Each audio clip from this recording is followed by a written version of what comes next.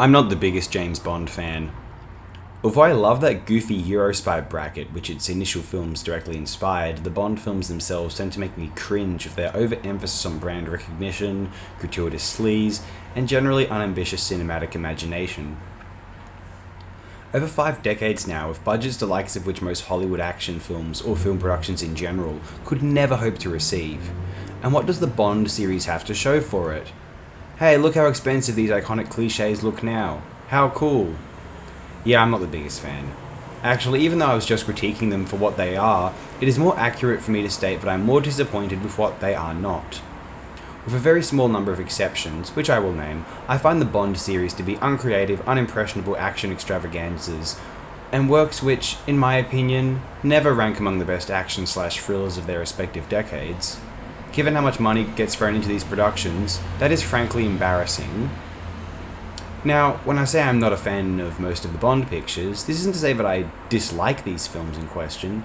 Some of them are certainly just bad, that no one will disagree with, but generally I find them to be mostly just adequate or mildly entertaining, or containing only 2 scenes or sequences of merit. That's where I'm at. But so what do I consider to be the exceptions? I love From Russia with Love. That was a terrific film which truly warranted the excitement over a prospective franchise. Seriously, you'll get no disagreement with me on that one. It is seriously little wonder why Bond fans consider it the best one to this day. I have an adoration for the 1967 Casino Royale, although that has nothing to do with Bond tropes and more to do with its anti-autorial, zeitgeist-obsessed bellicosity.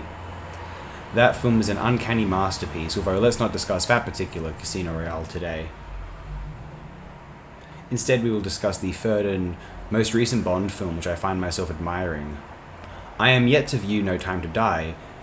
It is the only film in the series I have not viewed as far as I can recall, but I don't know if that will make me change my mind on this. I thought 2006's Casino Royale was pretty awesome. We all did, remember? The excitement when this came out, damn, it was like Casino Royale made the world a cool place to live in again.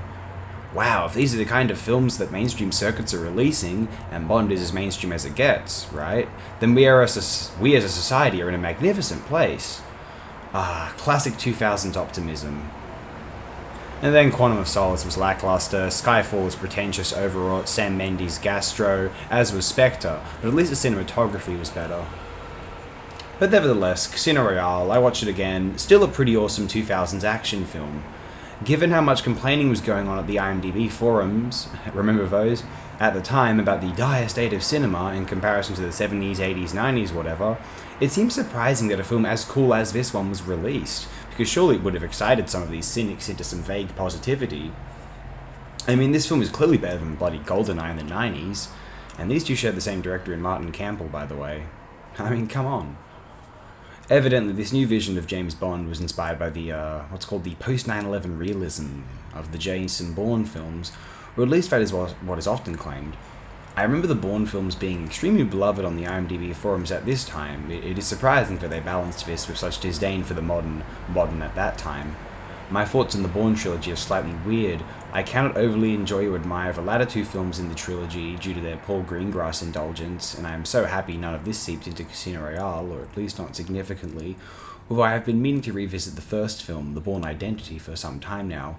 One, because it presented a completely new and utterly influential vision of an action thriller for the 21st century, and 2, because it contains a very solid Robert Ludlum at his most intuitively effective plot synopsis. That late 80s miniseries is quite terrific in my opinion, and so I ought to revisit the 2002 film to see how it holds up for me. But anyway, enough about the Bourne, and more about the Bond, the new Bond which it allegedly inspired.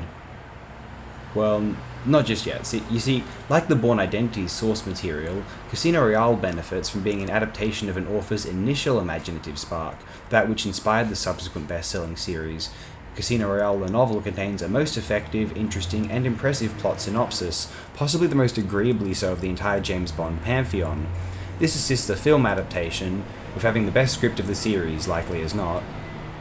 And onto more superficial praises for this film in the context of the James Bond formula, Craig is the most watchable Bond aside from Connery, and maybe, Dalton possibly.